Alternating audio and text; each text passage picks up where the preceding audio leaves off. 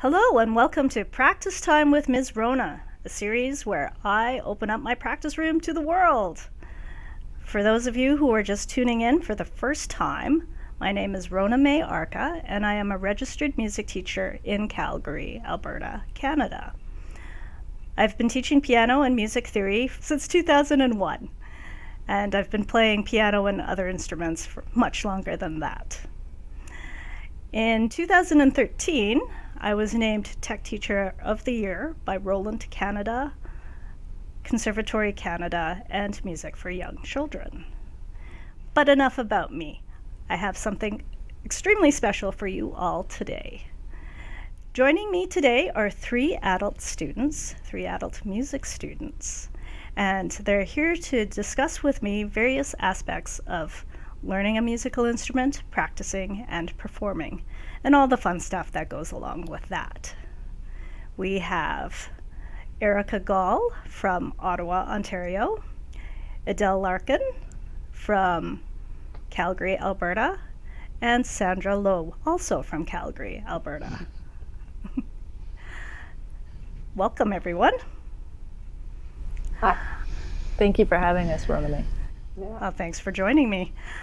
All right, so we have some topics that we were kind of playing around with and messaging back and forth about beforehand.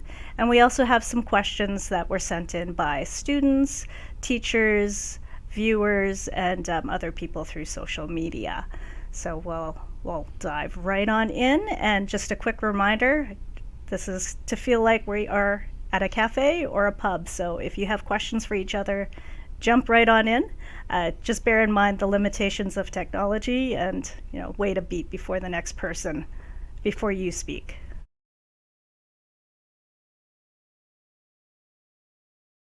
My music journey started with actually an adverse life event. Yeah, I suffered a stroke in March of 2013.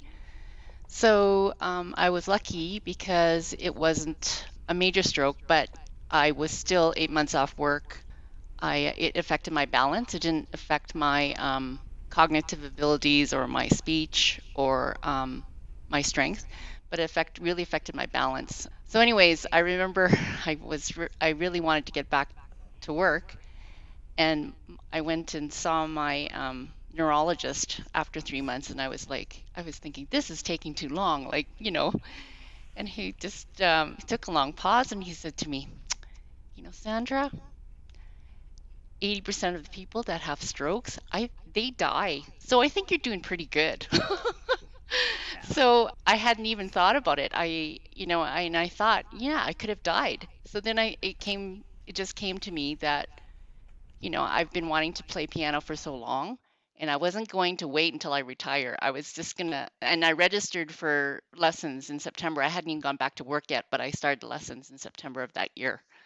So I'm in my 8th year of piano lessons now. In 2017, in April, I started vocal jazz coaching lessons with the vocalist. And then I started voice lessons in February of 2019. So I'm entering my 3rd year in February, I'm entering my 3rd year of voice lessons. That's how it all started. Wow. So what made you decide to pick piano and voice? Well, I will say to you all that I've always loved singing. When I was a young child, I remember I forced my sister. My sister's 4 years younger than me. I was 8 or whatever. I remember I was 10 or something, and I wanted to sing, so I forced her to put the spotlight on me. Singing. I was singing in the at home and stuff.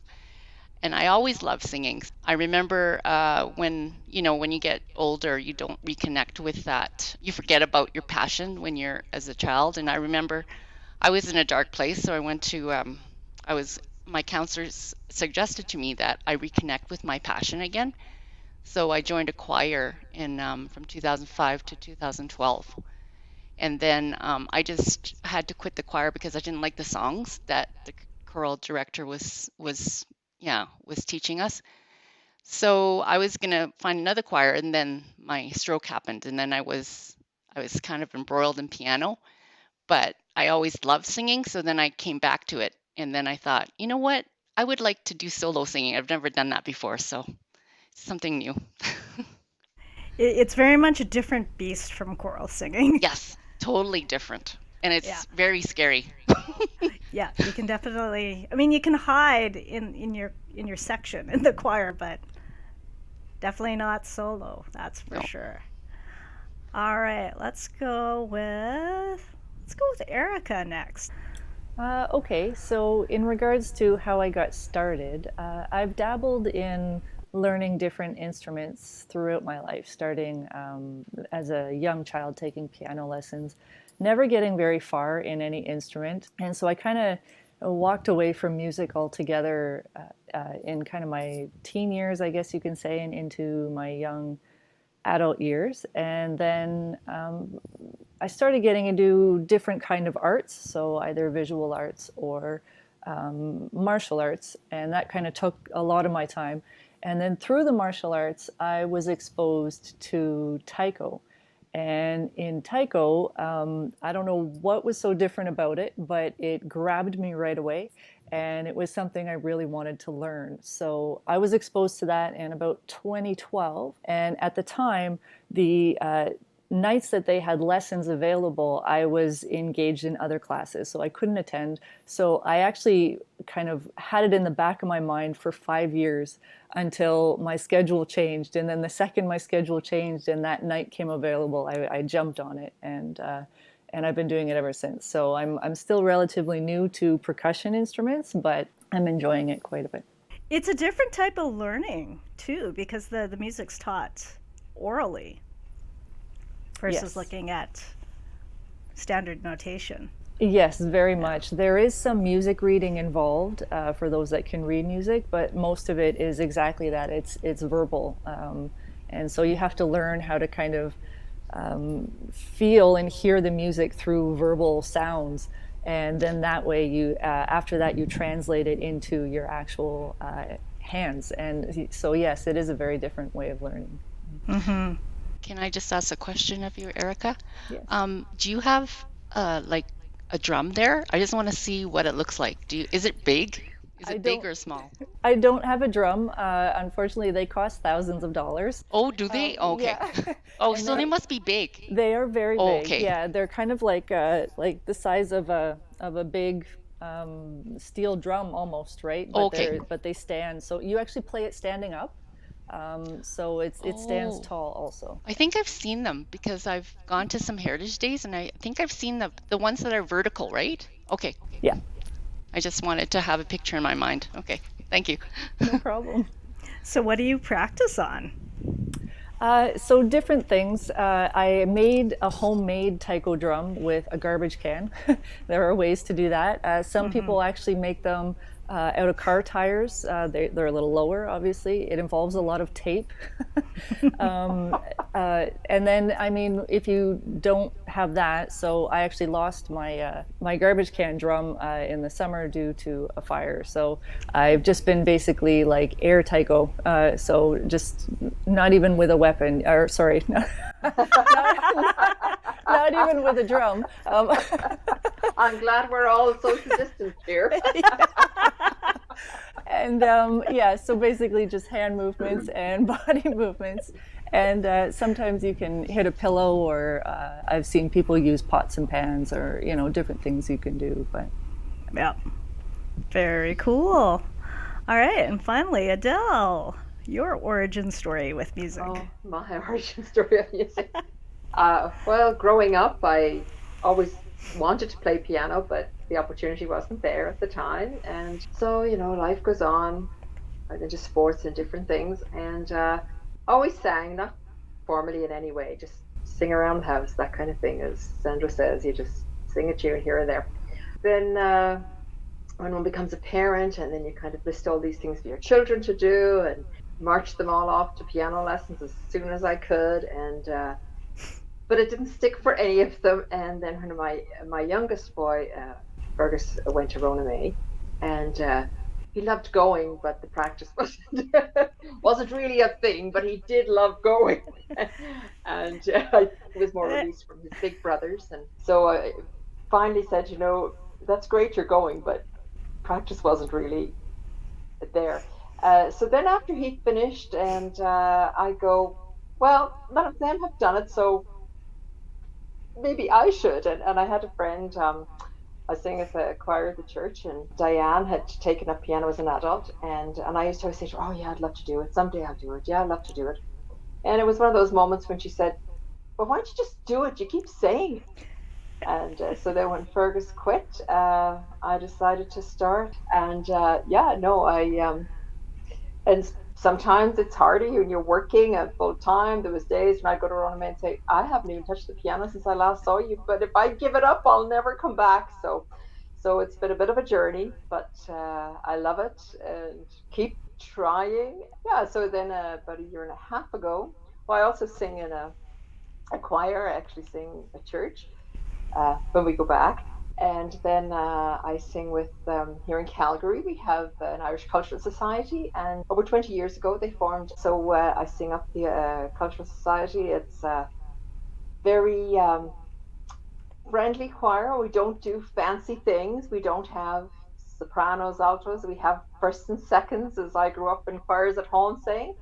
And it's so we sing a lot of the just the Irish melody, folk songs, things you would know. And we sing, and we have a couple of concerts, and we do different things.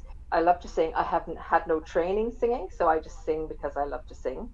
And then about a year and a half ago, as we all hit these stumbling blocks and we can't get past things, I actually decided to take up flute to help me with my piano. I decided I would join West Wind band. They have a green band, a total beginner. So for those adults who never played before, and I decided that I would go into a collaborative setting to try and help me with my piano. And so I took up flute about a year and a half ago. And then with COVID, of course, the band can't come together and practice. So I have maintained some private lessons on flute. So that's, yeah, I guess I love music and all its shapes and sizes and sorts, and just keep plugging away with it. Good.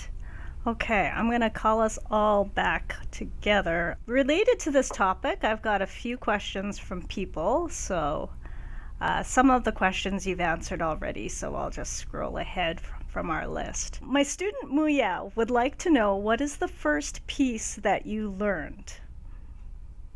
She actually asked specifically chose, but you might not have had a choice in your first song. I didn't have, like, I remember when my daughter first heard For Elise, that made her say, I want to take piano lessons, but I didn't have anything like that. Okay. So I just did whatever our teacher said that we should do, and we would pick, sometimes the songs that we liked when she would play, excerpts of them, but I didn't have one. I don't know if Edel had. Edel, did you have a song Um, that? I didn't have one song. My whole idea, I don't know, Rhoda, maybe you think way back to when I first started with you. I just said, I just want to learn piano. I just want to play those little songs that I hum along with, those Irish little melodies.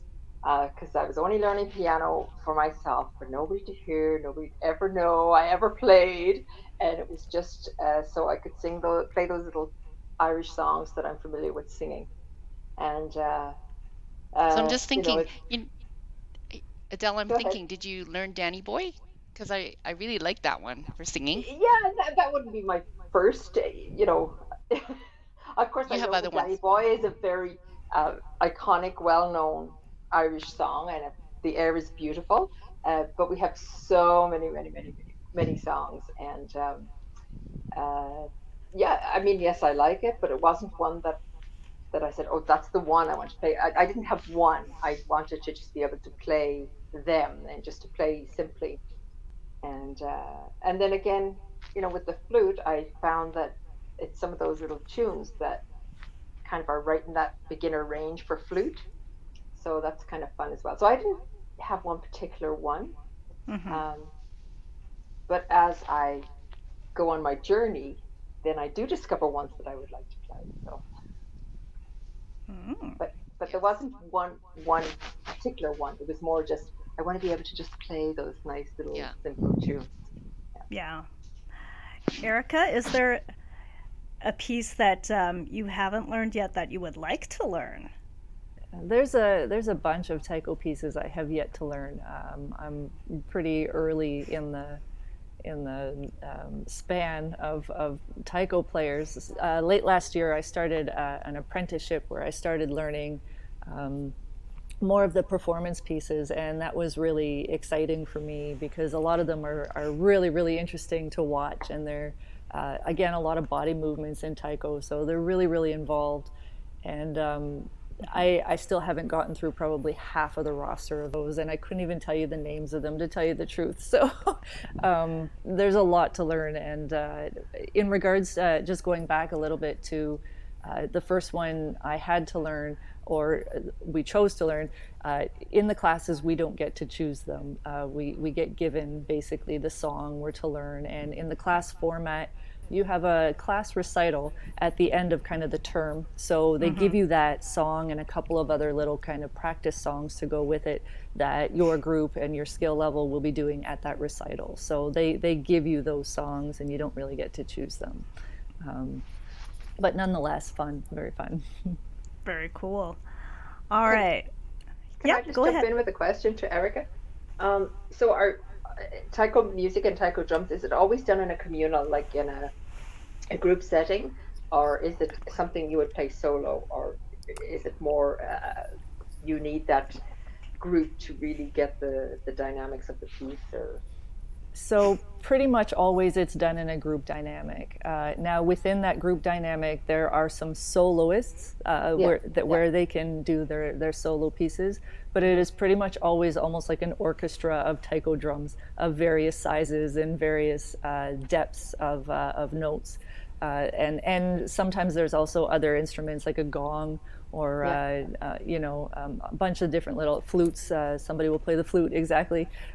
So it's, but it is very much almost like an orchestra of drums. Yeah. So it's very much a group thing. Yeah. I have a question for Erica as well. I just wanted to know how big is your group that you play with? So the classes I've been in are typically somewhere between 13 and 15 people. The performing group is significantly less than that, so probably less than, I shouldn't say significantly, less than 10. So somewhere between 5 and 10, depending on who is available to perform. But in general, the main performing group is somewhere around maybe about 10 people maximum. Yeah. Cool. I've got a question from another music teacher. This one's interesting. Craig asks, what advantages do you have as adult learners?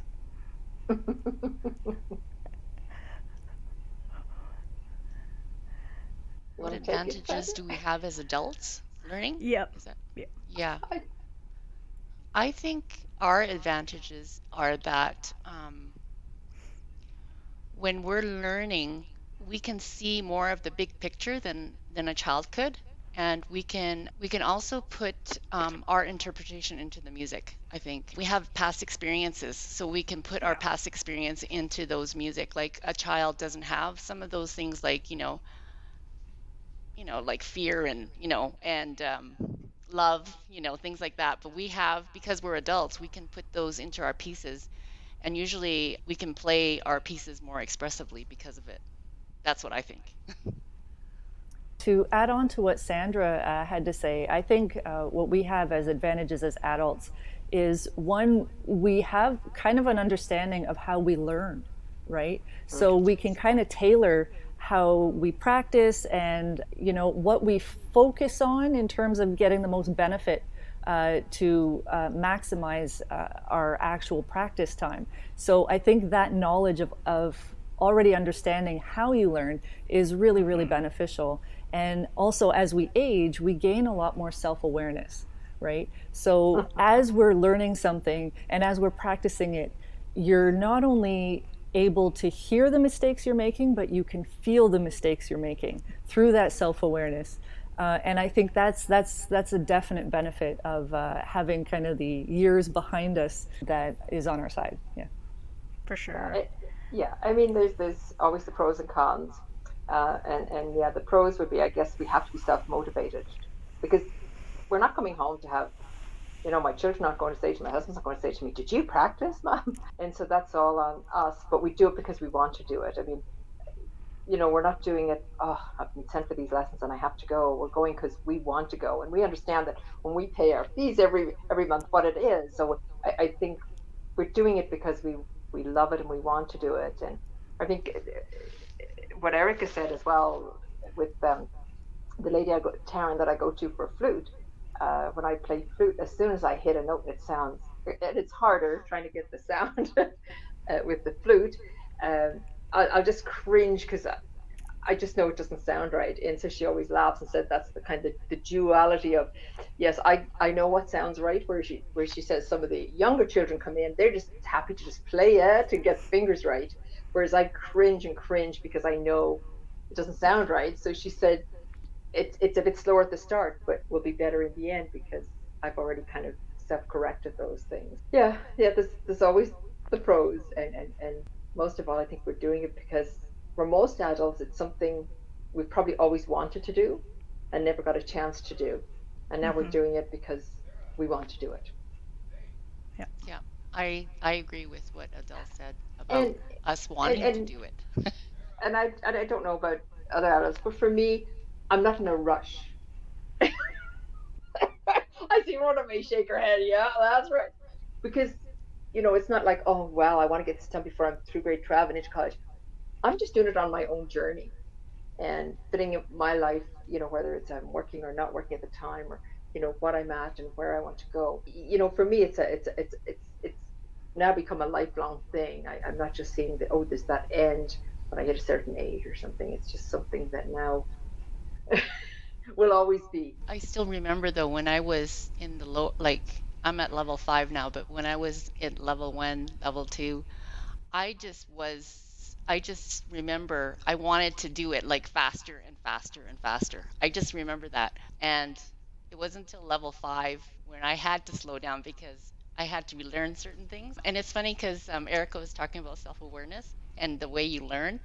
It's been a learning progress for me, how I learned, because I didn't know what would fit me the best. And actually, I've gone through 5 piano teachers, and because I've gone through 5 piano teachers, and I've also gone to a lot of workshops, like I've gone to the CASA things. That's where I met Adele actually, Mm-hmm. at the CASA summer piano workshop. And I've gone twice, I think. I think Adele's gone about 4 times, 4 or 5 times. But Yeah, yeah. just learning from other teachers, like learning from a variety of teachers, not just one teacher. You get to find, you get to see what is your learning style, who fits you the best, Mm-hmm. and how you learn. Because I think for me, it's been a journey while I started this, because I never had piano lessons when I was young. And also the reason why I chose it was just like Adele. I've always wanted to play piano, but we didn't have the money at the time. We didn't, like, none of us went to Mm-hmm. had music lessons, right? Yeah. Mm-hmm. So I think like it's exactly what Adele said. Like we have an advantage because we want to be there. Like, not like a kid is forced by his parents to go take piano lessons, right? Because we want to be there, we're using our money. Number one. Number two is we will find the time to practice, because otherwise you're just throwing that money down the drain. Like, why are you doing that then, right? Because I've Mm-hmm. heard some people, well, how do you take the practice? You make a priority. It's just like your health. You go to the gym, you have to schedule time in your time, a day timer, right? It's been an ongoing journey. It's been an interesting journey. Well, and I'm glad the word that everyone's using is journey, because that's pretty much how I feel about music too. Even as a teacher, because I learn different things with each of my students as well. Oh, Chelsea asks an interesting one. What do you wish that your teacher knew about beginning musical studies as an adult? You know what? I didn't understand that question at Yeah. all. Uh, Well, I take it as most piano teachers would probably have, like yourself, May will have learned as a child coming yeah. up. Whereas adults, we come in and it's very different. And do we feel that our teachers understand us as adults? Because when you've learned something and done something all your life, it's always hard when it's harder for somebody starting as an adult And when you've done it all your life, it's like breathing to you. It's like, of course, everybody knows this. That's what I understand it as. That uh, Yeah. a teacher that would be learning, that you probably start when you're 4 or 5, and so what's that like as an adult when you kind of go, I don't understand from 2 notes. And as an adult, we have so many blocks and so many. Yeah. And not talking for myself, I'll talk for myself. I'll say for all adults. You come and you're just so intimidated. And I mean, Rhona-Mae can definitely say this. Just and as an adult, it's very hard because you're going to another adult who, in some cases, will still be younger than you, and you're older. You're very exposed, and you're putting yourself out in a very vulnerable position, Hmm. and uh, and that is hard. And Sandra, again with CASA, when we've gone there, and we're just putting ourselves in such a vulnerable position to expose ourselves to all these different teachers. As an adult, I always think, well, everybody else can play. They're just going to think I'm so daft, and things that children may pick up quickly. It's going to take us a bit longer, and depending on where we are. Like when I first started, I had the 3 boys at home. I was working. I taken to the hockey games and everything else. There was times when I would come to the piano. It's like, what? Because we have so many things already going on in our life Yeah. that sometimes just to focus. Whereas a child, you just come and, oh yeah, you don't have as many things as an adult. You do have that broader spectrum, other things, and trying to get that quiet time and that time to focus in on one thing. So for me personally, yeah, it's that you have, as an adult, you're exposing yourself to, I've never done this, I don't. So you just hope that the teacher will understand and is ready to journey with you. And I know for me, when I first went to talk to Rhona-Mae, I mean, that's what we talked about. And I always was so grateful to Rhona-Mae to have that patience and that time, and just okay, okay. And that's what I needed, what we need is that patience, that understanding, and that we're our own worst critic. Hmm. Maybe a child will sit there and think, I did a wonderful job, whereas adults, we know, Yep. and we're very tough on ourselves. So anyways, Yeah. I know what everybody else thinks. Yeah, I was just gonna just add on to what Adele said. She's saying that because the question is asking, I can see what you mean by that, Hmm. by Adele flipping that. What disadvantages do we have if a teacher doesn't like? Because I can tell you there's different types of teachers. I'm just gonna be generalized, Yeah. because I think if a teacher has learned it when they're young and they don't really study the pedagogy, like, which is like what are the different techniques you can teach your student, because adults, like Adele said, we have different ways of learning, and also because we haven't learned when we were young, we have lots of problems with tension in our hands, Hmm. and when we have tension in our hands, we can't make the sound that we want, right? Here too. Yeah, exactly. So, but the thing is, if you have a teacher that doesn't know different ways of teaching you, you just get frustrated because they keep telling you the same thing all the time, and it doesn't work for you. And that's one of the things that I think adult teachers have to be very careful about choosing a teacher. The teacher has to be versatile and also really be interested in teaching, because there's people who are performers and they're teachers on the side, but they're not teachers, you know? And I hate to make that distinction, but especially for adults, we need that, because we need a teacher that's dedicated to actually teaching students, because and there's an art in that, because my teacher, for sure, she has different tools for me. She'll say this doesn't work, she'll try something else. But if if a person hasn't studied it, they'll just show you one way, and and then it becomes frustrating, and you think you can't overcome it. But I realize it's all in the teacher. So Yeah. I think what helps me, and hopefully some of my colleagues who do similar things, is to actually put ourselves in a position where we are a student, so we never forget how that feels.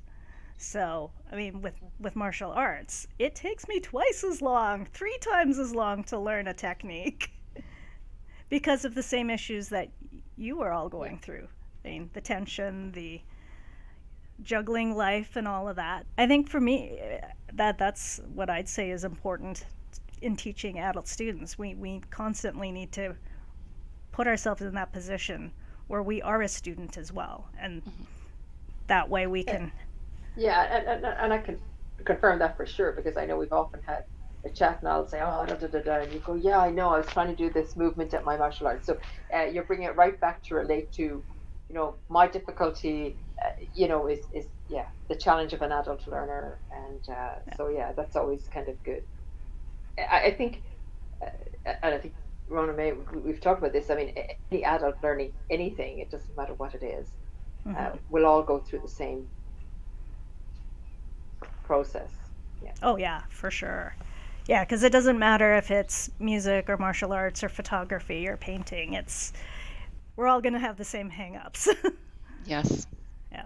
And I think, what, I think one of the questions was that what is the, what brings joy? What brings joy to me is when I learn something. Like it's something really hard and I've mastered it and I just think, wow, I just did that, because you think sometimes I've learned now too that when you take too big a piece and you learn it, it's too hard.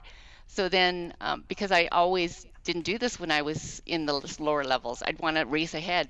So now I've gone back and I just chop them into little pieces, and then what I thought was hard before, and it's not hard. What gives me joy is when I learn something like that, and you think, wow. Because it was funny because I'm sight reading level 2. I'm on level 5 now, and I find it amazing that I used to spend hours and hours on this piece, and I can sight read it now. Like it's just cool. So it's just progress, and I think what gives me joy is being able to progress and learning on top of learning. I think that because I really actually for me learning is a lifelong thing. I love learning. I think it goes hand in hand. If you love learning, you're gonna love whatever you endeavor to undertake. So yeah. Good. And yeah, that was actually the next question I was going to bring up. So, Erika, what brings you joy in your studies? Funnily enough, for the most part, it's actually the act of playing taiko. There's something very joyful about it.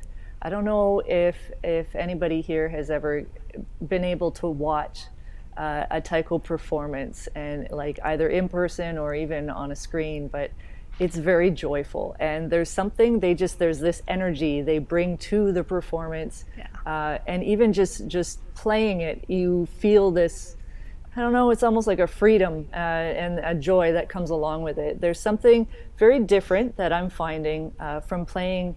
I don't know if it's all percussion instruments or I'm just going to tailor it to taiko in this regard. I've tried to learn piano, I've tried to learn the flute, I've tried to learn banjo, I've tried to learn a couple different instruments, and all of them I found were very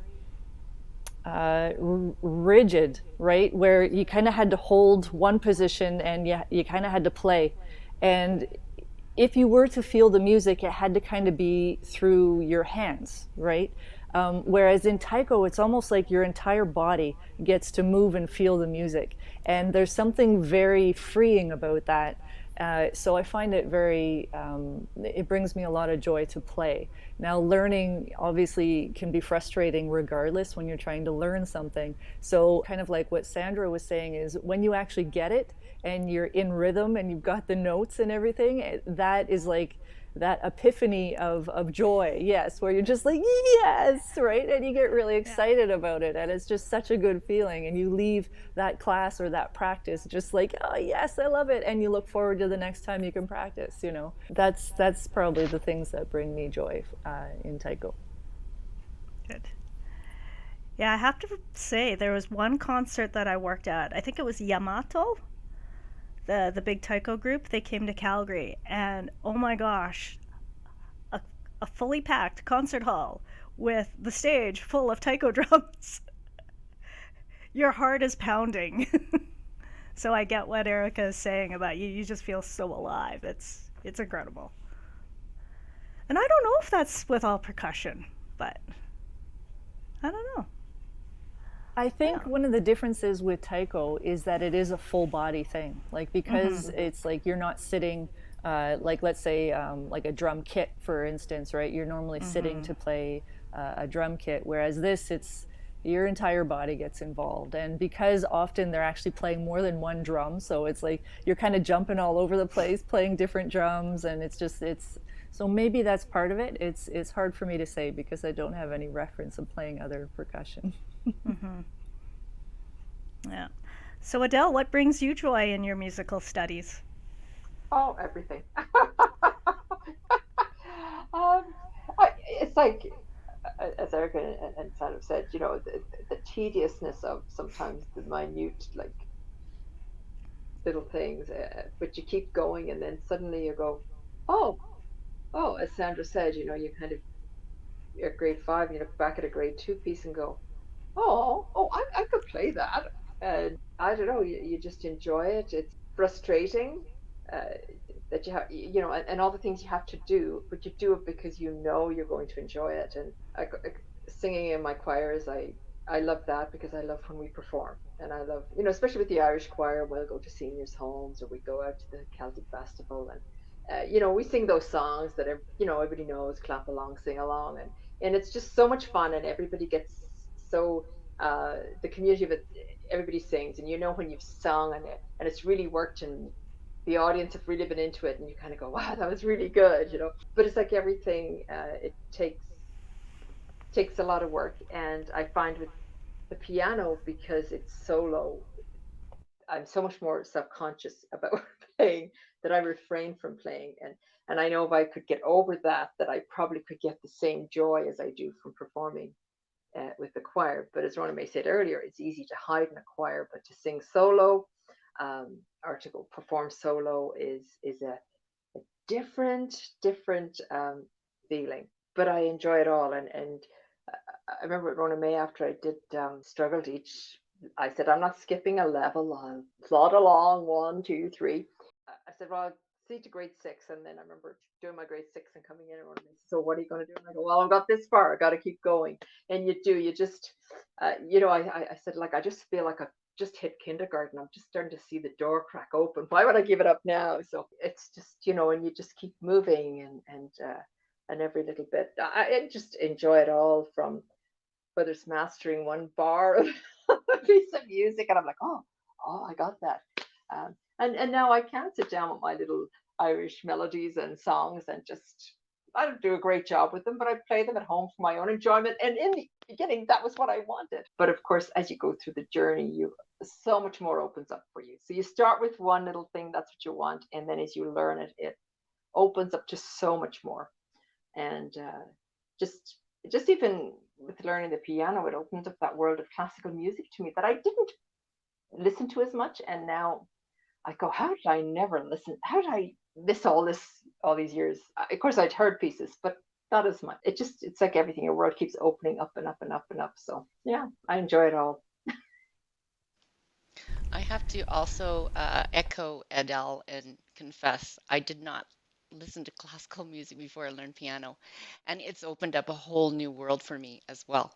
Yeah, I just think it's so interesting that I mean that I actually classical and jazz. My husband got me into jazz, and I listen to both of them now. So, and that's why I like classical. I mean, when I sing, I'm not doing classical singing. I'm going after jazz singing. So yeah, but yeah, it's so interesting that I just had to say that too. I didn't ever listen to classical music before, Well, but I really well, love it now. And it's weird we because I always hear remember, it. There's bits, this very famous pieces that we've all heard. We don't know who wrote them, or we don't put everything in context, and we go, "Oh, that's really nice." Or you might hear a piece, but studying it and playing that, oh yeah, and then your ear and you hear it, and then the more you're exposed to it, the more you hear it, and the more exactly.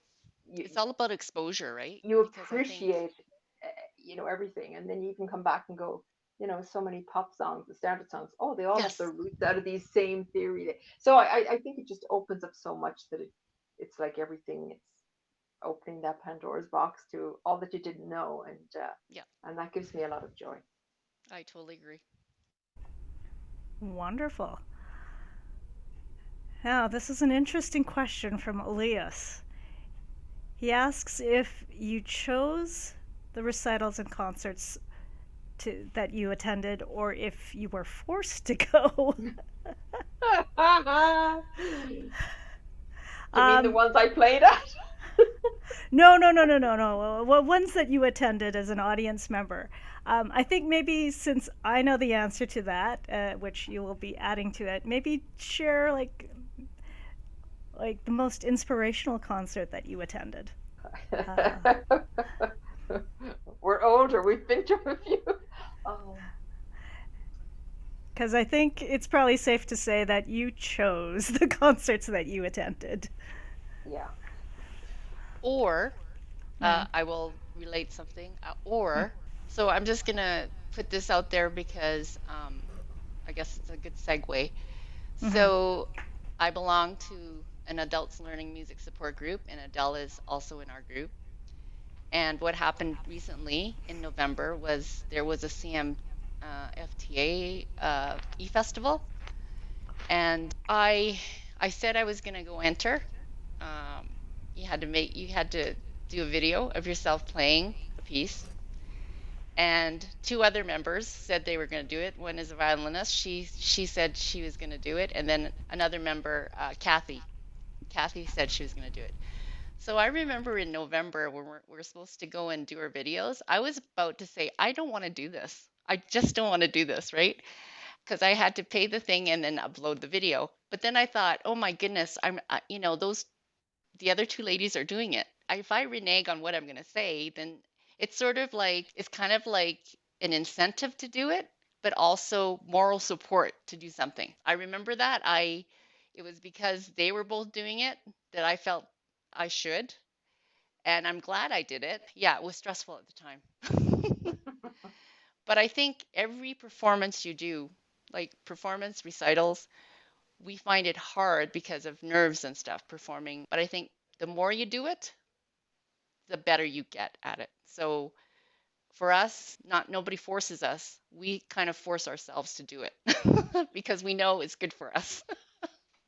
But it's scary for sure. But was your question more, Rhona-Mae, what concerts we've been to, not ones that we... The question was more which concerts you've been to, but Sandra brought up some excellent points about performing as well, which actually, touches upon, we were going to talk about that later anyway, so now is also good. So Erika, what about you? What concert inspired you, or... Well, in terms of what inspired me, it was definitely seeing, for taiko, the group perform at the summer festivals. So every summer we have a Japanese cultural festival, and they perform for everybody. And I think that's what got me inspired to take up taiko in the first place, and what introduced me to it. Aside from that, I think every recital I go to, I get to see the other groups perform at the same time, including the performer group. The performers are basically the teachers. Every time, it doesn't matter what group is performing, whether it's level 1, 2, or 3, or the teachers, it's equally inspiring, because you get to see the same kind of joy that you feel emulated through them also, right? And so it's kind of like you can almost feel possibly what they're feeling in playing, right? It doesn't matter their experience level, it just kind of happens. And it's I find that really inspiring, and I really enjoy that. Good. Okay, so did everybody answer the question? Edel? Oh, what one concert? I know. Go down to one concert. Because you've been to quite a bunch, and then we've been to quite a few as well. Mm-hmm.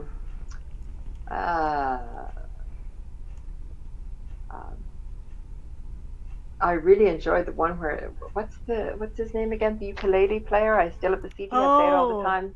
Jake Shimabukuro. Yes. I think. Yeah. Yes, I found that was an absolutely wonderful concert. That was, yeah. just the simplicity. Yeah, Jake, and he stands there with the ukulele, and just it's phenomenal. I yeah, I that was probably one of the concerts that I really enjoyed that we went to, and yeah, it's So in different terms ones. of I can't even concerts, remember. in terms of you guys are talking about concerts that inspired you, classical music or jazz? Doesn't matter. Anything goes.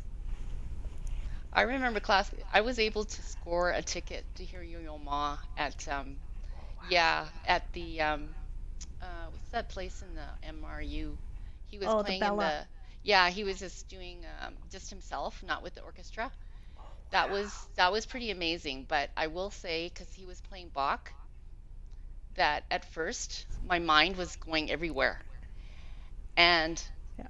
it was funny because I was thinking to myself, I'm not getting to the music. I paid $150 to hear Yo Ma, and I'm not concentrating. So then I made myself concentrate, and what happened was wherever he took me, I went with him. I didn't how do you call it? I didn't Overthink it. resist. Yeah, I didn't resist. I just went where he took me. And then it was just the most fascinating. It's just like it was just a wonderful concert once I got that. I think sometimes when classical music, you have to be relaxed and you can't be thinking about other things or stressed or anything like that. It's really funny because I never knew that before. And the other one that was really inspiring in classical music was when I heard Jan Lisiecki, I think he was playing with the CPO. Um, yeah, I think it was a Brahms. Was his big concert, but that was amazing too. It's because of my teacher at the time, Kevin Nigo. That was his favorite concerto, so Yeah. symphony concerto, and I went, and that was totally amazing. I was because that was my first concert like ever in terms of that I was riveted, like Wow. that was pretty amazing. So those are powerful kind of experiences, when you have the music and it touches you that way. So it's Oh, cool. yeah, for sure. Yeah. Yeah. All right. Okay, last question for this section. And it's good that all of you have tried more than one instrument. So, Edwin asks, what instrument do you think would be the easiest to learn as an adult?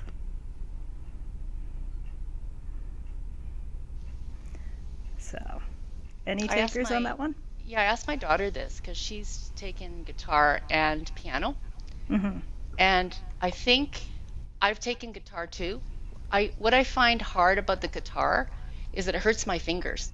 Mm, And you need to get calluses on your fingers before you can progress. And yeah.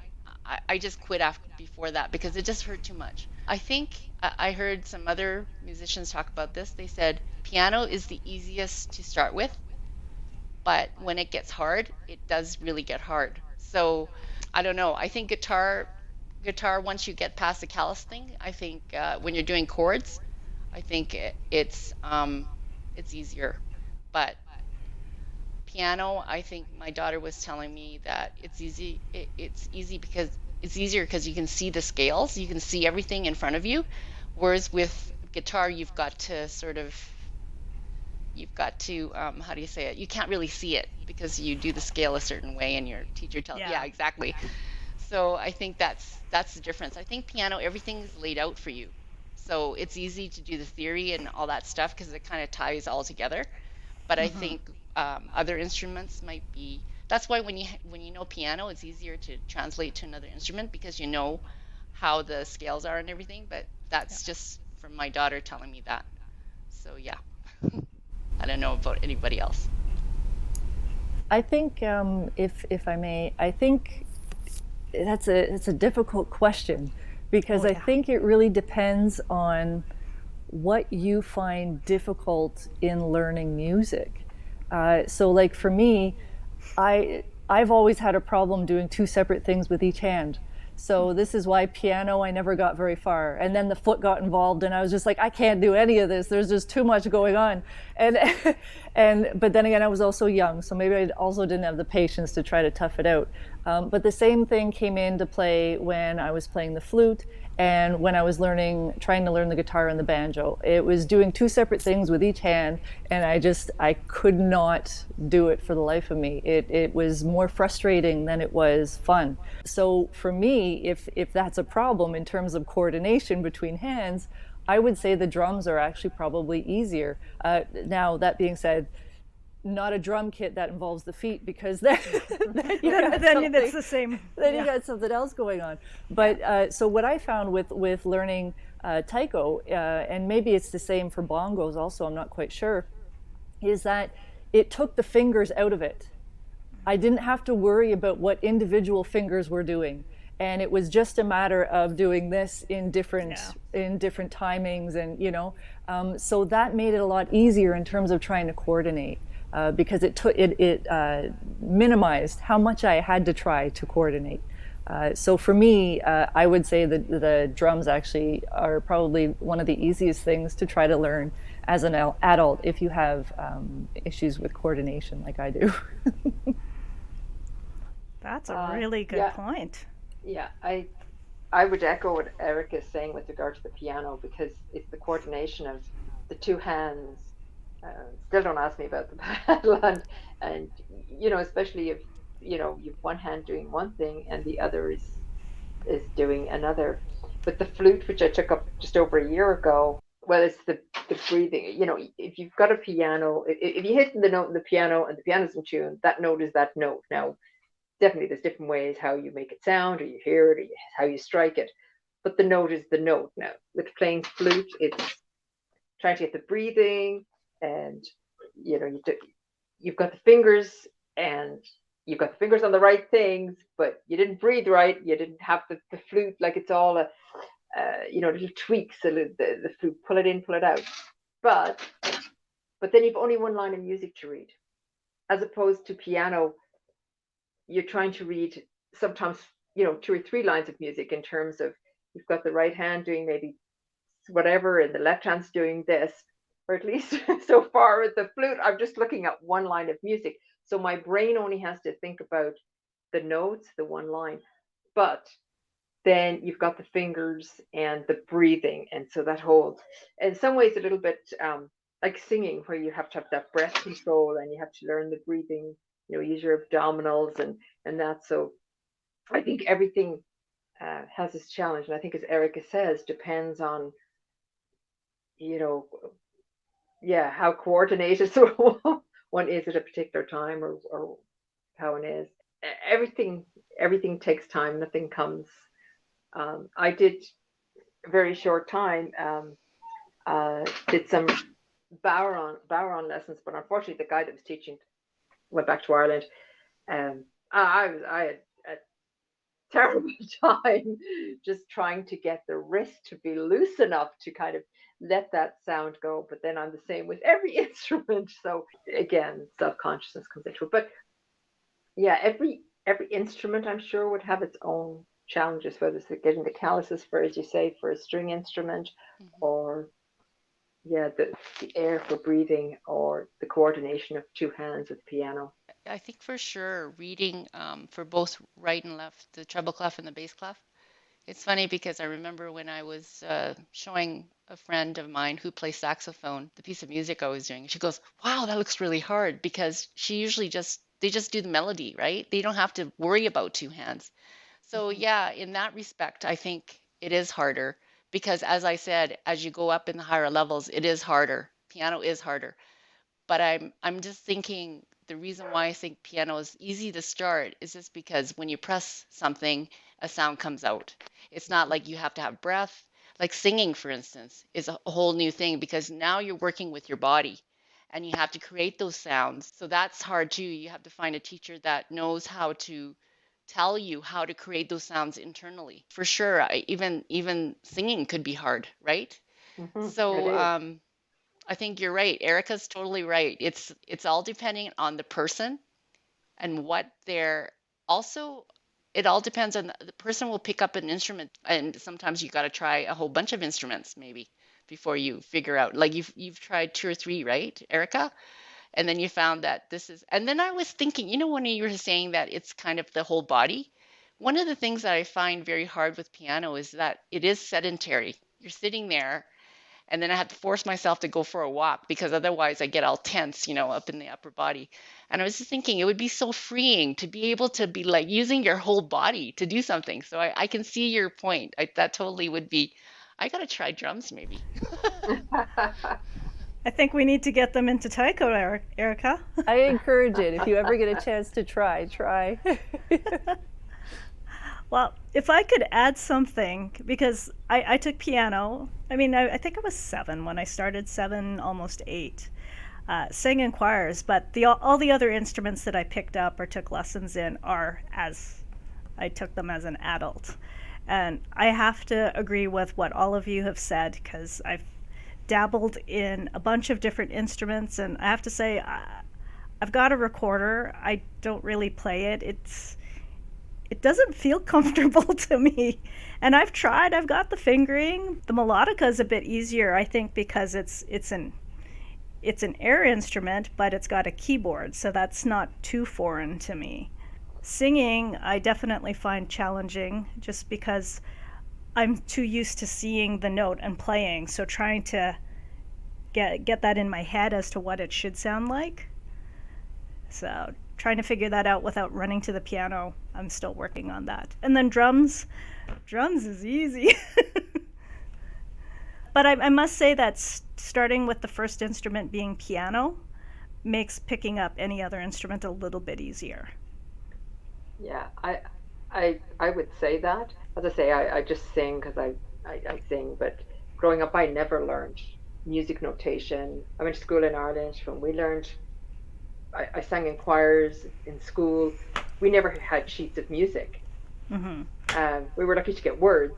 I mean, I can remember in some of the choirs literally being taught the words as we're singing them, and there was no such thing as a book and words. And even with the Irish choir, it's funny. We just get the words. We don't get music. And if people that join, it's not just Irish people joining. We have Canadian. Some of the people come from the Dutch choir. And the first thing, it's funny when people join our choir, and we're very, very casual, and they'll get the words, and then they're going, "Where's the music?" And we don't have the music, and we all look, "What are you talking about? You got the word. There's the words. What are you doing?"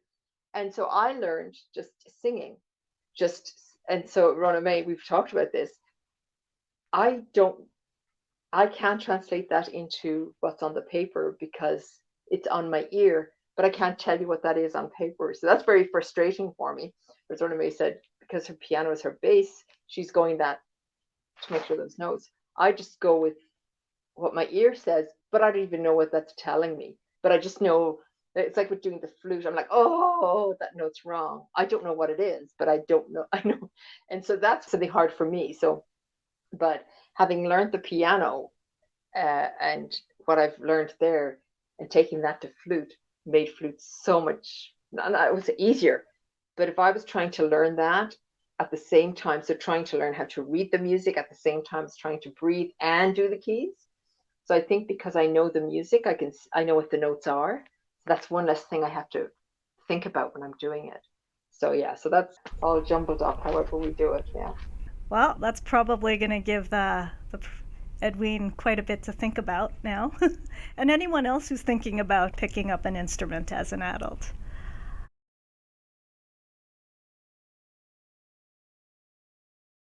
All right, our next topic, practicing. So let's talk about practice routines. And a lot of people want to know how you guys stay motivated and how do you manage to maintain a practice schedule. So there's like 5, maybe 4 or 5 people who ask that. So jump on in. Who would like to take it on first? I can start. So I'm actually going to come back to something that Sandra and I think Edel were both saying earlier in regards to it's our money we're paying into it. And I think that in itself is a huge motivator. And the fact that we wouldn't be doing it unless we wanted to. Like as adults, you have that choice, which is nice, to follow the things that you enjoy and you think you have interest in. To try to, follow that path a little bit to see if it's going to be for you or not. But you also have to invest your own money that you work hard for. So that is an incentive. Like for me, myself, I never had a lot of exposure to music lessons as a kid. The flute I had to take in school. I didn't have a choice. Music was, the piano was the only music lessons I got as a child, and it was literally maybe a year. But for us, we never had the money other than that. So it was not something I got to really take up growing up. And when it came to a guitar, I was gifted a guitar. So I was like, I might as well learn how to play it. Same with the banjo, right? But again, it came down to finances a lot for me. So now, even now, like I don't have a wealth of money. So the money I do spend on things, I'm definitely going to make sure my investment is going to use. So I think that in itself is a great motivator. And I think it helps us overcome, I shouldn't say overcome, it helps us prioritize it. Because again, if, it'd be a waste if you didn't make it a priority. And it is hard to find time to juggle everything in an adult life with your work and your family and your responsibilities. So I think that's the other side of it, is that going into it, you already know that you have some time you can allot to it, right? Because otherwise you wouldn't be putting money into it, and you as an adult know how much time you have available for anything outside of your other commitments. So if you know you have that time and you put your money into it, that in itself I think is a motivating driving force for us. For me, it's changed. Different circumstances. The old expression, circumstances alter cases. And when I first started, I was probably very enthusiastic. I, of course, just had a keyboard, would put the headsets on because I didn't want anybody to hear me, because nobody was ever going to hear me. A closet.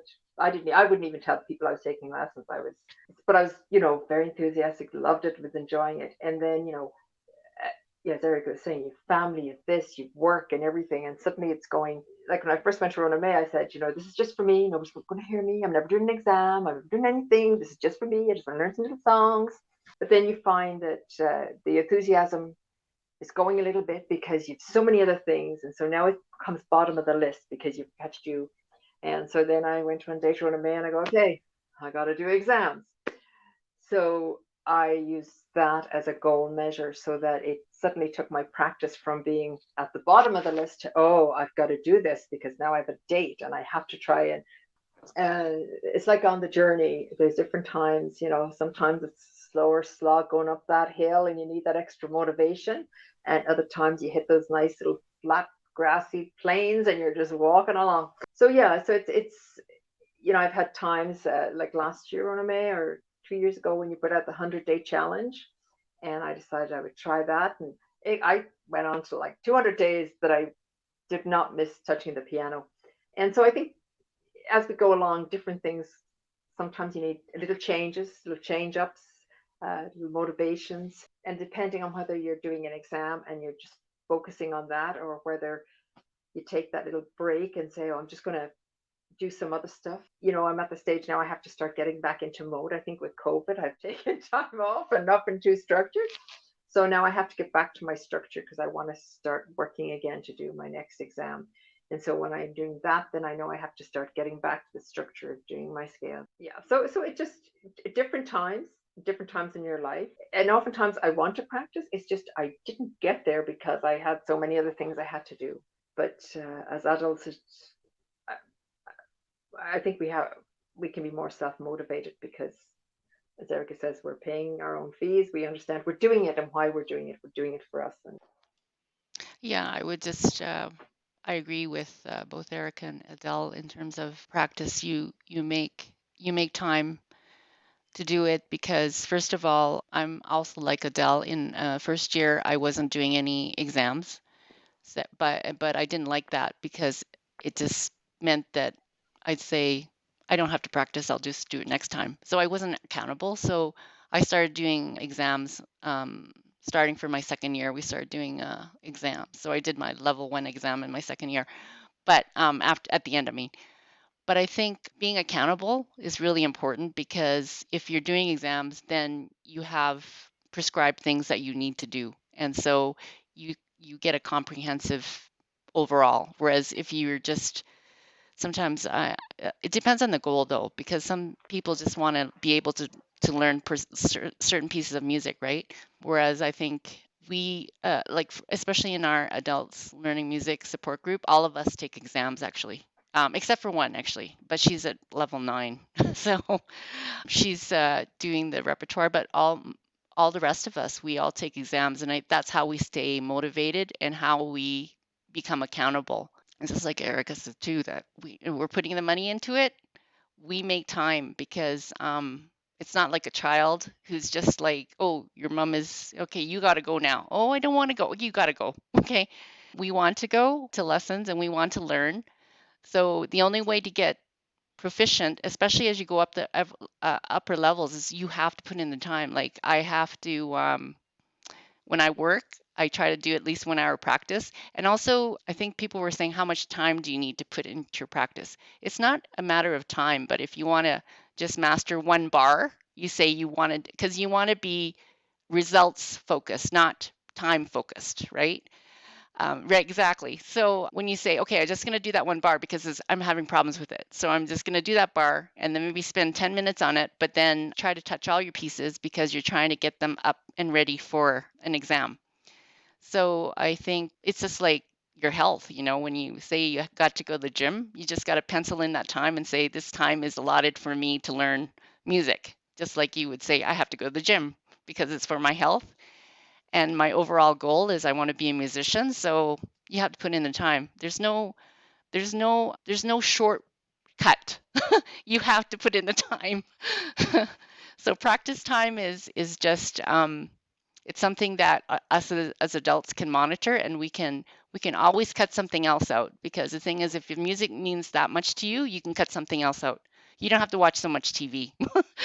Like we have lots of spare time. It's funny because I can while away a lot of time just watching Netflix. Then I think, oh, I could be doing my piano, So it's all a matter of prioritizing, exactly what Erika says. You just prioritize it.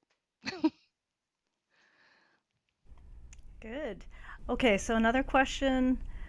Well, one student, CC, is asking what your technique practice routine is, but I think it would be probably better to just say, like, well, what's a typical practice like for you? Okay, it depends on if I'm in my serious mode. As Rhona-Mae knows, the last few months I've just not been as structured and focused. But when I'm going to start getting into my routine, kind of looking towards an exam, I try to set down that I'll do a particular scale. That's the scale I'll do that day. I actually find it good for me. I write down.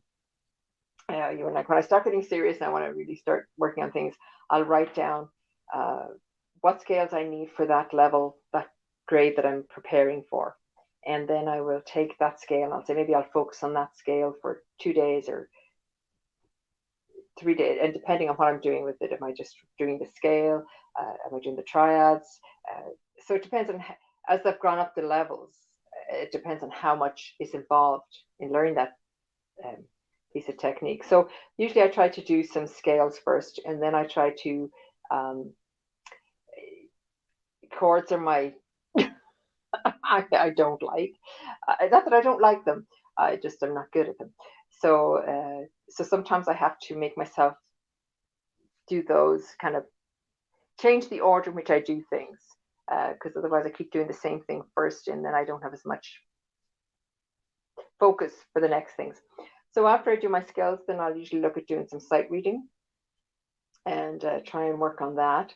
What I've done for my sight reading now, I've taken all the conservatory books up to the grade, and like Sandra's saying, I'm going back to my grade 1, grade 2, grade 3, and I'm trying to work through every piece in every book just to take one piece a day. So yeah, so when I'm getting more serious and I'm trying to work towards an exam, and that for me is like a year. It's not talk about just a month. I will break my practice down into technique, sight reading, chording, and then get onto my pieces. And I just find right now I'm because I'm starting to learn pieces, so I will focus on one particular piece one day, maybe two pieces a day, but I can't go through them all. And so I try to just split them up through the week.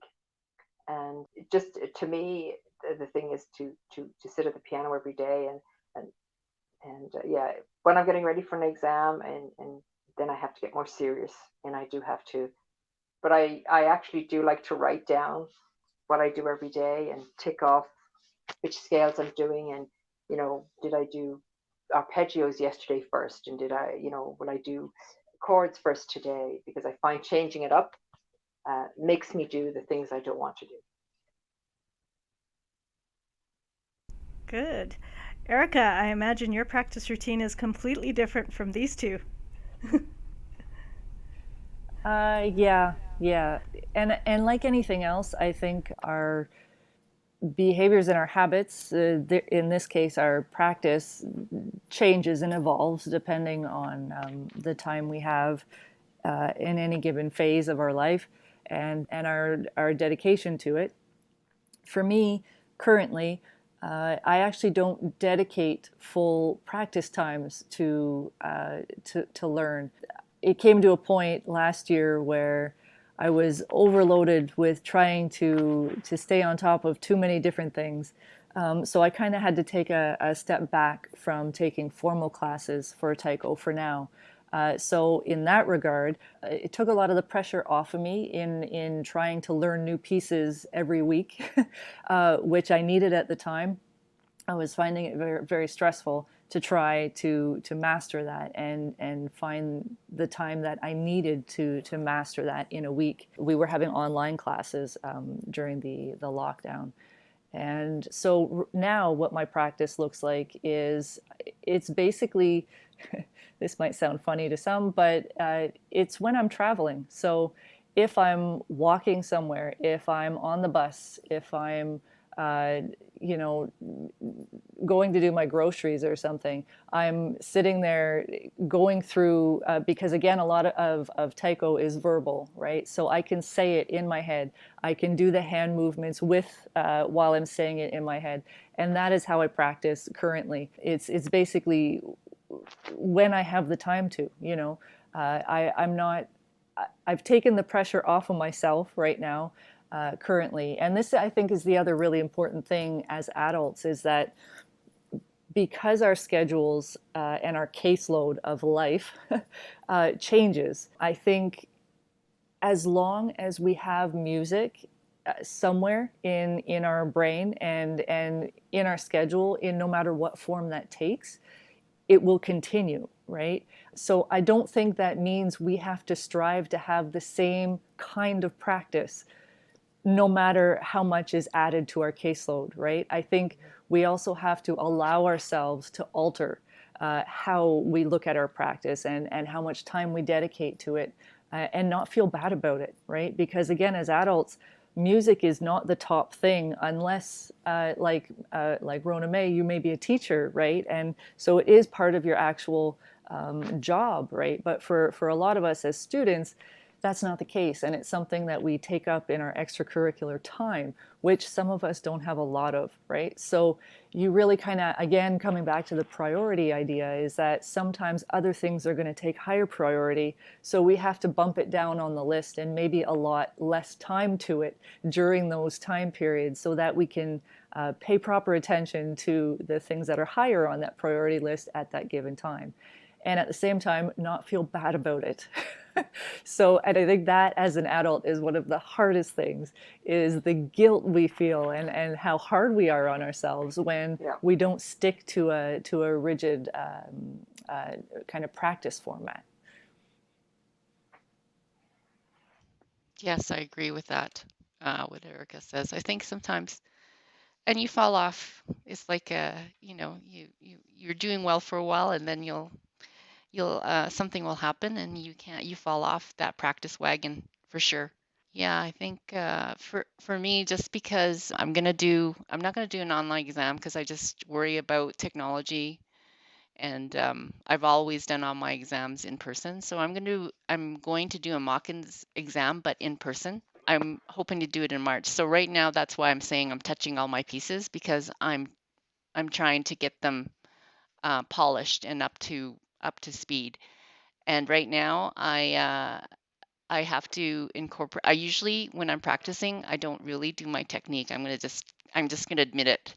I don't do my technique, and only when I remember, I do my scales. But I'm just like Edel. I have problems with the chords, not the broken chords, but just the yeah, The just solid the chord. yeah, me and Edel were talking about this. Just those chords, and also I don't do my arpeggios because my teacher was saying why, and I have a piece that has arpeggios in it, and I was so scared about it. And then I thought, okay, I just have to practice more arpeggios, right? Right now, I'm just trying to touch on the pieces, and she's gonna be drilling me now.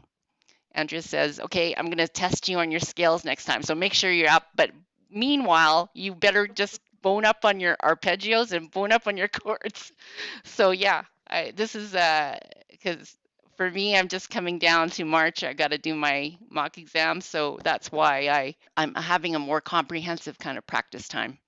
Because when you're in, you know, preparing for exam, you kind of need to touch everything. So, but when I'm usually starting a piece, I just concentrate on the one piece, and then but really comprehensively should be touching everything. But I don't do that until I'm say, okay, 3 months away. Then I start doing the stuff. And I think Adele and I are kind of like that. Um, or- and I think the other thing, remember my talk about this is as you go up the levels, then you realize how important the technique is and how learning arpeggios and the chords, and you suddenly get to this and you go, oh, so that's why I should learn those chords because look at that, that's just a chord in there. And I remember when I did my grade six, the adjudicator saying to me, of course, you're like next week, surprise, surprise.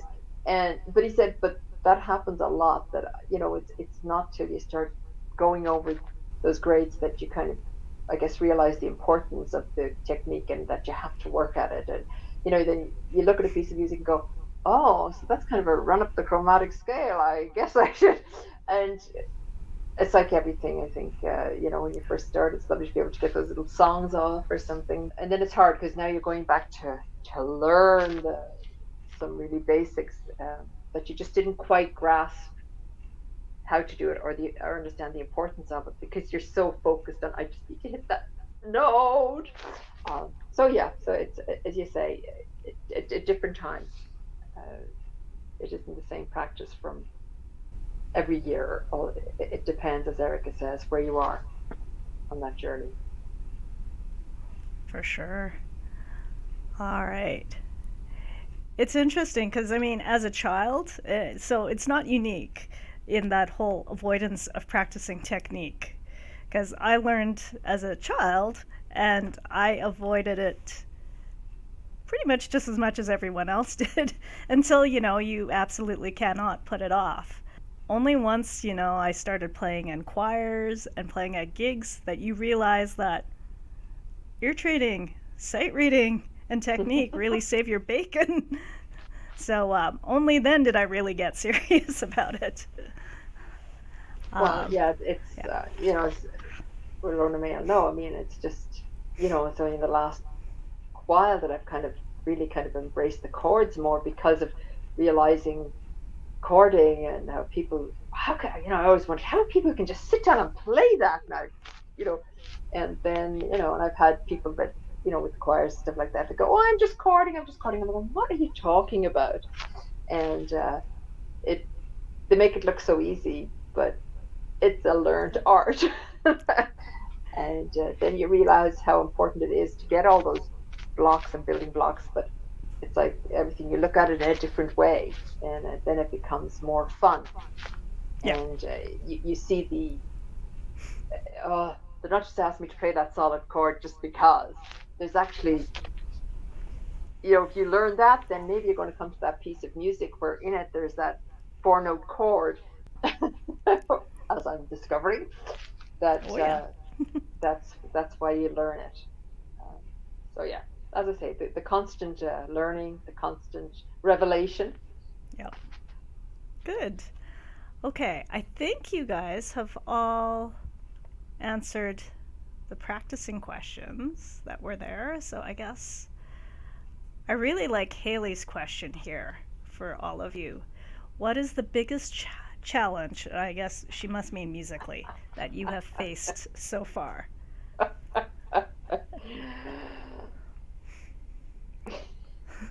I can easily tell you what my biggest challenge was because I had to live through it. My challenge was to find the right teacher for myself. And to tell you the truth, I think sometimes when you learn from a teacher and you think that teacher is the right fit for you, but actually they're not, what will happen is you begin to have doubts about your ability to learn because you're not learning with that teacher, right? I mean, this was the most difficult challenge because I even started to doubt whether I could do any of the music because I wasn't able to do it under this teacher.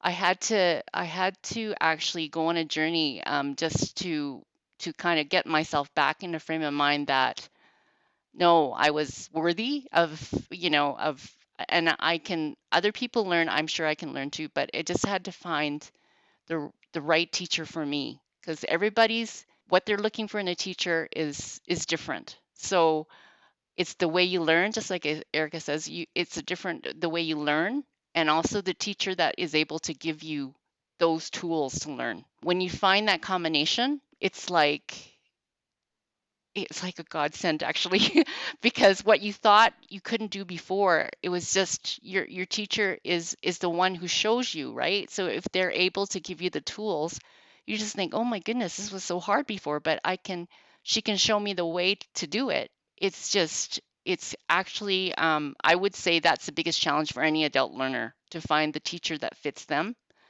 and about the way they learn. So I'm really happy with my piano teacher right now, and I'm also really happy with my voice teacher because my voice teacher, I just joined her studio this September, but I had summer lessons with her, and because she's always had a wait list. But actually, Rhona-Mae, you might know her. Her name is Naomi Williams. She says she's talked to you.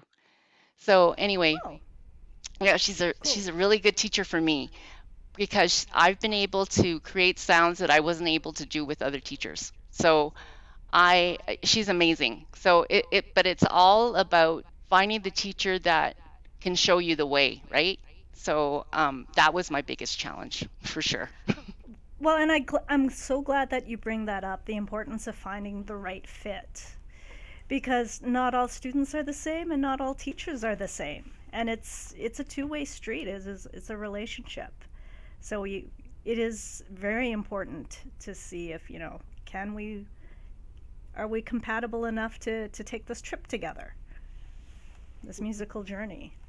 And I think sometimes I think because adults have their own challenges, Hmm. that's why I don't want to have I don't want to see adults being put off by it because Hmm. maybe they've tried one teacher and they, oh, this is not for me. I think the teacher is the key, and finding the right combination, like where you have the same kind of learning and they can teach you in the way that you need to learn, that is the total key. So I think if you've tried one teacher, I think you should try again, before giving it up, is what I'm saying.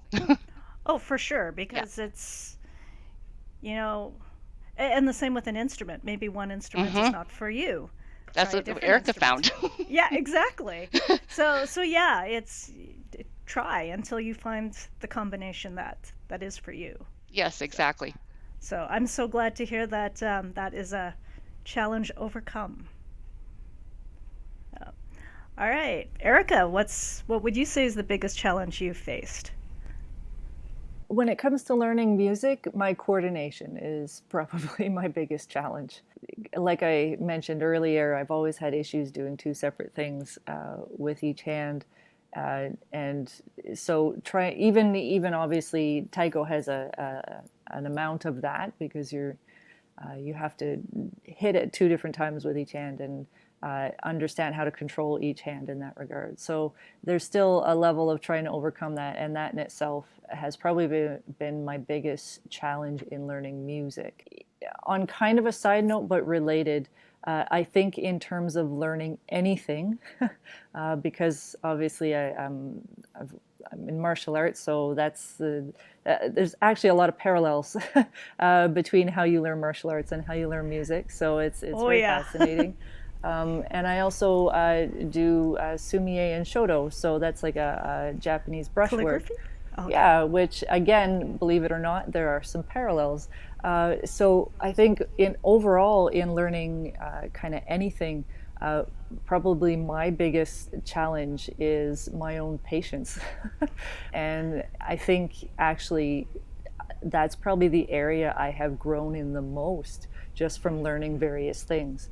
Is again, if you're dedicated to learning it, which as adults we are, if we stick with it, we're dedicated to it, you learn to kind of overcome whatever is happening that you find is creating a roadblock. And for a lot of, whether it's music or painting or martial arts or whatever, you'll get frustrated. You'll get frustrated, and it's really easy in those moments when you're frustrated to just throw whatever it is you have down or walk away from it, right? If it's a piano, you just get up and kind of walk away, really easy to do that, but it's much harder to not do that. And so I think that has been my biggest challenge overall, not just music related, and kind of learning to stick through things even though I'm getting frustrated with it, and kind of finding that ability to calm down in those moments to kind of collect yourself and continue. Yep, and I think that's the same challenge, like you said, with anything. Edel, what would you say is your biggest challenge? You probably know this one of me, but I'll tell anyway. So tell the rest of the world. My biggest challenge is, personally, I would call myself more of an introvert. I do not like drawing attention to myself. I don't like anybody to know I'm there. I do not like to be exposed. I don't like to, I like to hide in the back, one of those people who at school who always sat that 3/4 of the way back wherever I go. So that's where people won't see you, the front, the back, the middle. No, I'm going to be somewhere you can't see me. So for me, the biggest thing is exposing myself and putting myself out there, because I could just die 1,000 deaths. So when I first started as Rhona-Mae, the first thing I said is, this is just for me. Nobody will ever hear me. I will never play for anybody. It'll be my dirty little secret that I take piano lessons, because nobody's ever going to know. Because if somebody knows, they might ask me to play, and God forbid, because that would never be. And so that was the hardest thing. And when I decided that, in order for me to progress, I was going to have to do exams, and I came to Rhona-Mae and I said, I think I'll have to do the exams and do the grade 1. And one of the first things, you probably don't remember, you said to me was, you're going to have to play for somebody then. You put me in, was it the APTA festival, and I could have died. And I sat at the back, and I said, nobody knows. I'm thinking to myself, nobody knows I'm here. I could just walk out. Nobody knows.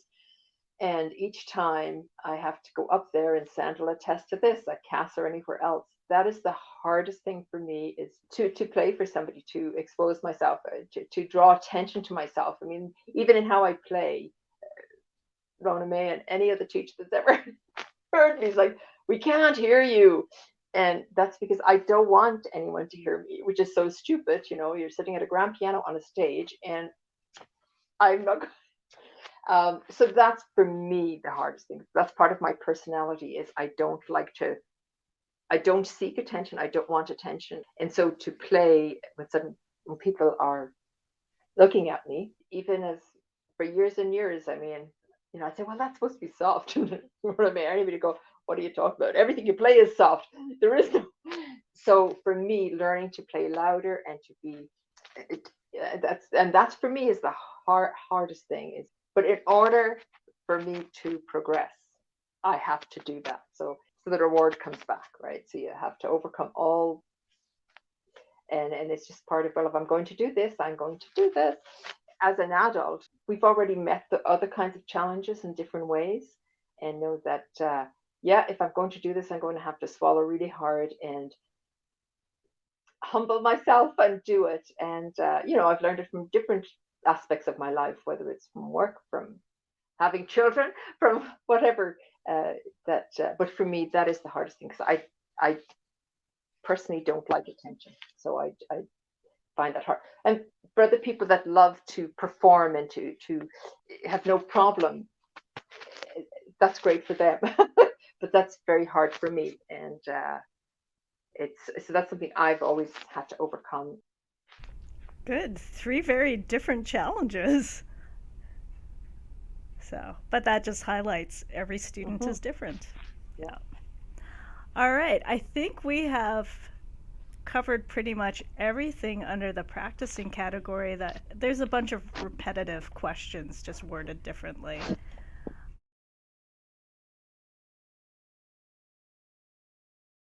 So let's move on to some of the cool performances, like a really neat performance or a project that you've been involved with, or I mean, in the case of Sandra and Edel, the group that you're in. Now's the time to share those experiences. Yeah, so I can talk a little bit about the Adults Learning Music Support Group. So it was in my 3rd year of piano. I actually had this fabulous teacher. He was so good, and it opened up the whole wonder of music to me. And the thing is, when you get that wonder of music, you want to talk about it to somebody else. So I was trying to find my people, and I went to festivals. I went and, I would go to recitals, and I couldn't find anybody. It's just hard to find. So what happened was there was a negative incident in December of 2017. I was in my 4th year of piano, and I just started doing the vocal jazz coaching with my with the jazz vocalist. I was just telling this parent that was a classmate of my daughter's. Like, I think she was, yeah, it was in about 2017. So I was just telling him, I said, I'm learning piano and I'm doing vocals and stuff. And I couldn't believe what he said to me. He said, people don't learn music when they're old. They learn it when they're young, right? It was really insulting. I just looked at him quizzically, and it was not going to change anything for me, because I was just going to keep on going. But then I thought to myself, later on, I didn't say much to him, but later on, I just thought it was weird, a weird kind of utterance. But later on, I thought to myself, what if he had said that to somebody who was just starting, right? And it would just totally deflate them. So then I thought to myself, you know what? No, I need to make my own group. I need to make a support group for adults that are learning music, right? And so that's when the idea was born in December 2017. So I sort of I thought about what I wanted the group to be, and I just wanted it to be other people who are learning, not teachers, but just students like us, that we could talk about music, we could talk about our challenges, our triumphs. And I talked to somebody at Steinway, so they let us hold our meetings once a month there, so we could play on their Steinway. And then also I started I developed a website. So on Wix, and I just did that. And then so on December 2017, March 11th, 2018 was our first meeting. And I had met Edel the year before at CASA. So she came, and then 2 other people that we had met at a piano meetup. So that was also a connection. We found another group of people that actually play piano for each other, but they're very high level. So it was kind of awkward for us. But We started that. Our first meeting was in 2018, and we've been doing it monthly ever since. Ever since COVID, we do Zoom meetings, and for me, it's been a real motivator in terms of getting pieces. It doesn't have to be polished because we feel so comfortable with each other. There's about 6 or 7 core people, one violinist, all the rest of us are pianists. Edel's Edel is also in the group, but we have core people that are really dedicated. We meet every 2 weeks. One of the things that we like doing is we all play a piece. Doesn't matter if it's just something that we're learning. We just say, "I'm just learning this," and it's rough, but we can play it again, and then everybody can see how everybody improves. So we have this peer kind of peer-to-peer support, and we encourage each other and we motivate each other. So we have found, especially during this COVID time, it's so motivating for us, and it's so supportive. I have, like, we look forward to it. Adele can speak to it as well, but Yeah. yeah, so for us it's been great because we can also talk music. Because whenever I talk to my regular friends, they just gloss over because, they have no, first of all, they're not invested like us. We're invested. So we can talk music like, we could probably talk music like for hours and hours. Well, But it's just like I'm so happy because I found my people and I can talk, during these meetings, and it's just fun. We have 2-hour meetings, so we usually meet on Saturdays. and Yeah. it's that we talk at our own level, as opposed to um, the other classical meter group is, which is fantastic, and the players are fantastic. But again, they're on a whole different level. They don't understand that. Oh, we just discovered that that's a D major chord, and so in our adult support group, it's just you know people that have played from the time they were young. They wouldn't see why we find such fun in figuring. Oh, look at that thing, and we do help each other, and we're all discovering. It's not a journey. It's not something we all innately know. We're all discovering it.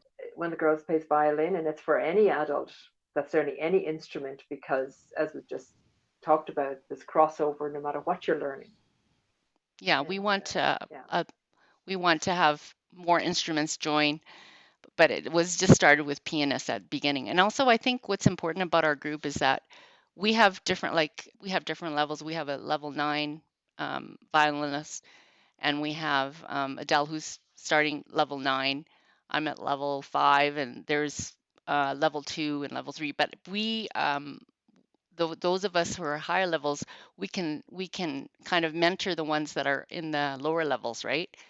And if the lower levels are having challenges, then we can talk about what we have done to overcome those. Because I think it's hard. It's really easy to lose motivation sometimes.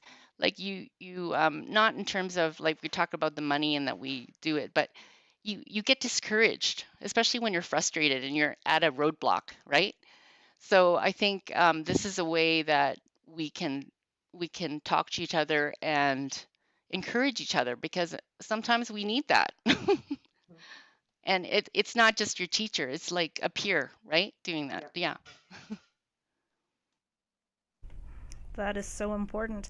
Now, with us still being in the pandemic, are you open to new members from outside of Calgary? Right. Sorry, yeah. I was just thinking that we could, because of the fact that we're taking advantage of Zoom, and a lot of people like the convenience of that. They don't have to travel, Hmm. but some of us really love to play on the Steinway piano. So we were saying that when we go back, even if we were to go back, we would, because right now we're doing twice a month.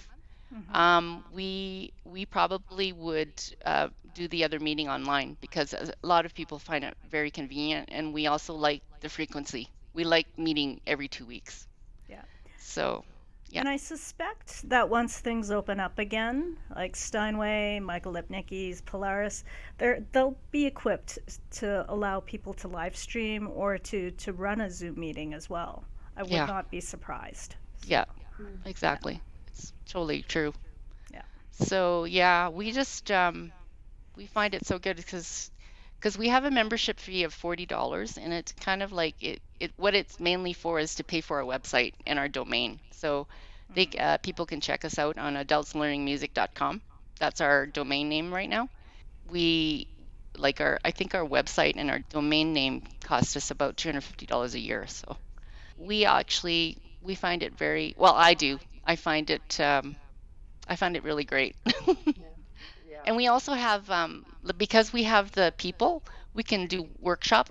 We can organize workshops for our group. So we've had like I think four master classes now, and Oh, we pretty were gonna good. do the Yeah. fifth one, but then COVID, yeah, because of COVID, we Yeah. couldn't do it. Yeah. So we'll have to wait until everything opens up again.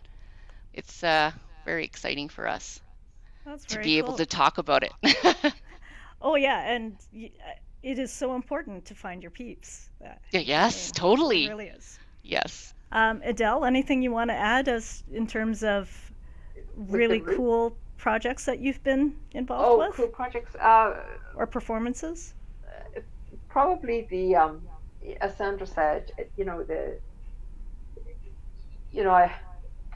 took piano lessons. It was all, oh my gosh, just by myself, and nobody's going to know, wouldn't you? I didn't even tell people. And then, you pushed me to CASA, and that was the start. And that was the adult. Nudged you. That was the adult learning summer course, which was one of those most embarrassing things in my life. But Because you kept going back. I thought I was meeting people like myself, only to find that most of the adults there were, some of them were teachers, they'd been learning since they were whatever age, and I'm here at my grade one piece, and they're playing I don't know what. But I've been a few times and took a break for a year or two and worked load and everything, and then I remember going back, a year or two, and some of the ladies that remembered the very first year I came, and then they heard me last year or the year before, and when I came down, and to get that, wow, that's improved so much, my goodness. And I think that was probably one of the neatest things, was because I don't realize that, I've got a little bit better, or that I've moved on a bit. And someone then that hasn't heard you and that saw you, um, when I first played, and then the difference, and that kind of confirmation of that was, you've improved so much. And so that was really neat. And just, I think the adult support group is great. The classical one is great because you hear some wonderful people playing, and they're very supportive. But our adult support group is probably just that cozy, comfortable, and even on Zoom, I think we're getting more adventurous in what we would like to do when we get back together. And yeah, just over the years, I've sung with choirs, some pantomimes, different things. I just enjoy it. I think, as Erica said, once you enjoy music in any of its forms, it's always neat. But most of the time, it is fun with other people when you're collaborating, when you're doing, and that's one of the things when I decided to take up the flute. I decided I would join West Winds because it's a band, and I thought, well, I'll get to play with other people, so it'll make me hone those different skills that I need. And for the few months that I could do it before COVID hit, it was a lot of fun, and I look forward to going back to it when COVID's over. Yeah, and I think, like everything, even though I started off saying I've never played in front of anybody, I guess music shared is always so much more fun. I would like to say something that Adele hasn't talked about, is that I was able to persuade her to go to a vocal jazz workshop. And I can't believe she did it, because she actually doesn't like to be in the limelight, but she totally did it. She did it as a 4-day workshop, because I couldn't go because I was working. And I went to a weekend one later, but she says, "How did you talk me into this?" So I got her to do that, and she just went up there and she played her, like, she sang her jazz song. It was like totally great. That was in July of 2018, right? Yeah, and Yeah. again, for me, I sing all the time. As I say, I've never taken vocal lessons or singing lessons, so I don't have a trained voice. But I sing at church, and I sing in the Irish choir, and they're my comfort zones. They're all nice little melody songs. I'm not doing anything fancy, And I've never been a big jazz fan. And for some reason, in my mind, I just thought of jazz as ska. I found that new word out when I went to this. And so I decided, well, okay, it's something different because I always sing in this very, small range of my little melody songs. And so when Sandra said it, I was like, ah. But yeah, push myself to do something different. I might as well embarrass myself again. Again, I learned that a lot of songs that I like were actually jazz songs. I just didn't have them listed under jazz because I just have songs that I like. Again, it was a real learning experience. It was, and so I had to pick songs that I wouldn't usually sing. If you asked me to sing a song, I'm going to pick a nice little melody ditty that I know. I'm not going to pick a jazz type of song. So again, everything we learn, everything we expose ourselves to, it just adds, and we've got to put ourselves out of our little comfort zones to learn. But then when you do, it's so enriching. I would like to say that Adele really puts herself out there, and I really praise her for that. I think that she's quite courageous actually, because she doesn't like to do it, but she'll do it because she knows Not that's going to always. make her better musicians. I think that was great that you did that vocal jazz workshop. So Yeah, I Well, learned a lot. I was definitely like, have come a well, long way from that first lesson of like, I'm just doing this for me, gonna have my yeah, headphones on. yeah, creep in the door. Yep. All right, Erica, what is the coolest project that you've been involved with taiko? Well, given my limited amount of time practicing so far, I haven't had a lot of opportunities to be in different projects or performances aside from our class recitals that we have. Um, with one exception, and that exception was actually last year, and it was thanks to Rhona-Mae, actually. Thank you very much. So every year in taiko, there is a global practice of the same song, and it is called the Hiryu Project. So Hiryu Sendangayashi is one song, and so the person attributed to kind of writing or creating this piece has since passed away, and so it has become kind of a movement. So every year, different taiko groups around the world play this one song on the same day, hopefully somewhere around the same time, but obviously time zones won't really allow that. Now, last year, because of COVID, this was late spring, early summer. Because of COVID, obviously people could not meet in person, so it became a virtual project. So people were asked to kind of record themselves at home playing the song in different time rhythms, and then someone, Rhona-Mae, has a friend who was in charge of this virtual project, and basically she kind of did collages, almost like an online collage of all these different people playing in their own homes or wherever they are, and that was a really neat project to be part of. So thank you, Rhona-Mae. Well, thank you for jumping in. Yeah, that was Paula Midori Nikar. I'll put the link to the video underneath. She's the musical director for the Rocky Mountain Taiko Ensemble. Yeah, I got involved with the project because she messaged me saying, "Hey, we need swords." If this would be so cool to have with swords, like, okay, I'll try something. It is so hard to time our techniques with the taiko because it's not metrical. But I mean, you still have to try to make the kata, the form, flow naturally.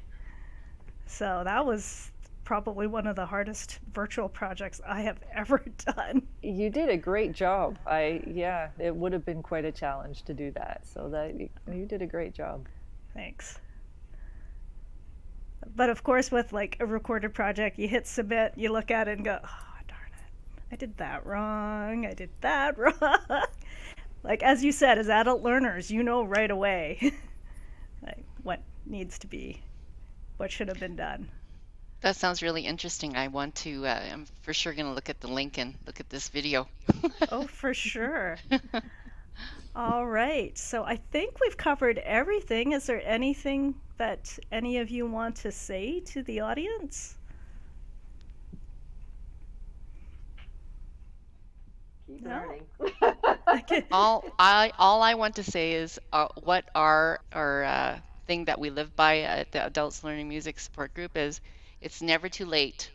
It's never too late to start taking an instrument. It's never too late because as adults we can learn almost anything. You can overcome any obstacle. So we've talked about all the obstacles in this and we all overcame it. So I would encourage anybody who's thinking about it, don't think about it, just do it. Perfect. That's a great way to end it on. So thank you everyone for joining me. It's been a wonderful talk touching upon all these different aspects of music. So thank you once again, and thank you to everyone who's watching this video. Please hit the like button, drop a comment down, hit subscribe if you'd like to see more videos. Till next time, please keep well and stay safe, and we'll catch you in the next video. So bye everyone. Thank you, Rhona-Mae. Thank you very much. It was so nice to meet all of Yes. you.